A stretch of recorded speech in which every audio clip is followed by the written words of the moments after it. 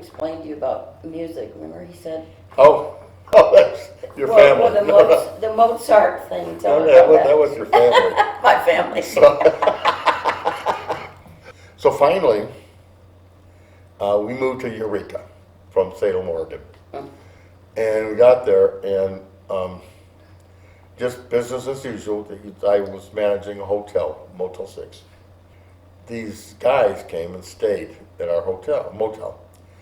And they threw all our towels over on our neighbor's bushes. There was a fence there, so they were over on the side of the fence. And so I went next door to get my towels, apologized for the mess that everybody made. And there were these Dave's Tree Trimming, that's what the name of the company was. And they had like 4 or 5 trucks. Anyways. And so I walked in, and it's Ron's stereo.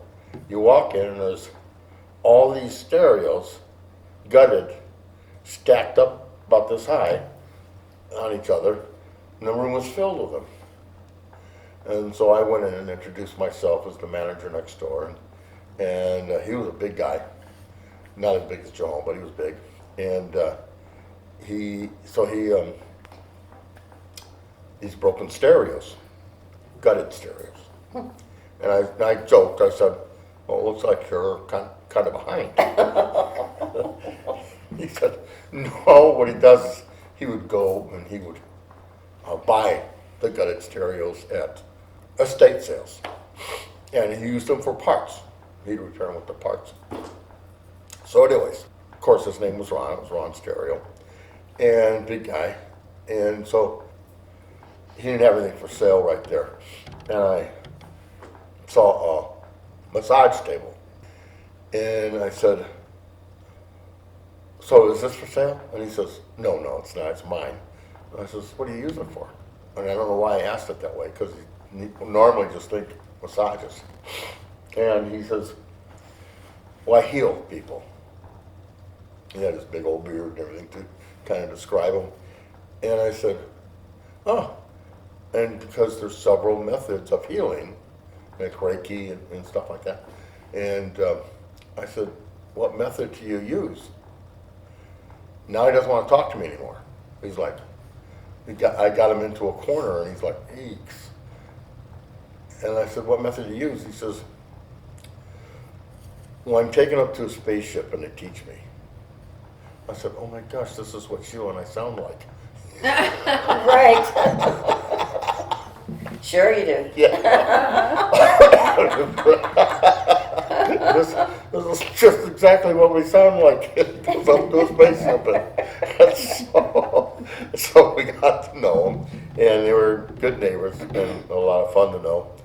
And but what happened was, I asked him, I think we were together when I asked him, I said, well, can I meet them? Because if he's going up there and seeing them, I'd love to see what one will look like. Sheila already had. And he said, I don't know, we'll see. What was it? It was we told him about our experiences, and then we lived there for a while, and then we were getting ready to leave. No, and I hadn't met them yet. And so I asked him if I could meet him before we left the net, since he was he was the connection. And he said, I don't know, I haven't really thought about that. And I says, well, you talk like you're talking to somebody without them being right here. And he says, well, yeah, I connect with this one entity, her name's Janina. So ask her if I can meet her. So he goes into like a short meditation, closes his eyes, and he says, in her time. And I told him right out, I said, yeah. I asked him things like, I said, well, how old is she? And she was like 65. And I said, that's cool. He said, and he goes like, I never thought to ask these questions. And I said, well, I'm curious, I can't see him. And he says, and then I asked him, how long do they live? And now he's intrigued because I'm asking questions that now he's interested in. And she comes back and tells him, not live. They say we choose to leave at 250 years. I said, well, she's kind of a young person then, compared to the age. And, but then, Armin wanted to see. you're right. What happened was we went home that night, and I'm asleep, and I feel these 3 real long fingers drag over my face, and I open my eyes, and there's this entity staring me right in my face. And they were the little ones that Sheila saw. And I hadn't seen them yet. And that was it. I was startled and woke up. I think I was already awake, but it just all went away. And I thought, oh my gosh, and I saw her eyes and everything, and they weren't black like you see them described on TV. They were colorful. The one that was looking me in the face had gold irises. And the iris wasn't round like ours, it was jagged, like a starburst. Now, I wanted to ask him what I saw, was it accurate? So we had him over again the next night, and I described it to him. He says, well, I never really noticed. He says, their eyes, I guess they're just like a person, and he saw the colored eyes and everything. And I said, okay. So we're talking, and all of a sudden, my friend Armin, who's a chiropractor, who lives in Jackson, California, and we're in Eureka, he calls me. And he says, David, you won't believe it. I said, what? He said, I was sleeping last night, and I felt these 3 fingers drag over my face. When I opened my eyes, there was an entity right in my face. And I said, oh my God. So I said, stand on the phone. And this is before cell phones. And I said, I got my friend Armin on, and he saw exactly the same thing that happened to me. So I told him about the guy I was with and everything. So he asked, he says, well, what do they want with us? And they told Ron that Armin and I are taken up together quite often. And it was like our adventure. Like we were adventurous or something. But Armin had a urinary tract infection.